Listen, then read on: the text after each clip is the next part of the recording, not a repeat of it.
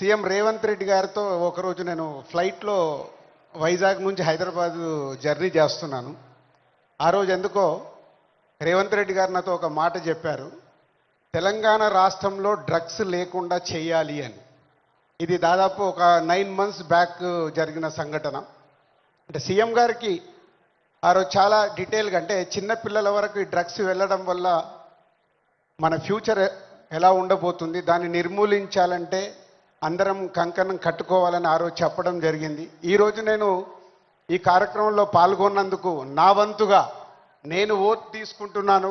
నేను కానీ, నా కుటుంబ సభ్యులు కానీ, నా స్నేహితులు కానీ, నాకు తెలిసిన వారు ఎవరు కానీ డ్రగ్స్ తీసుకోకుండా నేను చేయగలుగుతాను. అలాగే నాలాగే మీరు అందరు ఓట్ తీసుకుంటే ప్రతి కుటుంబంలో మన తెలంగాణ రాష్ట్రం మొత్తం డ్రగ్స్ లేకుండా చేయగలుగుతాం. రెడీయా మీరు? ఇలాంటి అవేర్నెస్ మనకి ఈరోజు అవసరం. ఈ మధ్య మలయాళం ఫిలిం ఇండస్ట్రీలో కూడా ఒక నిర్ణయం తీసుకున్నారు.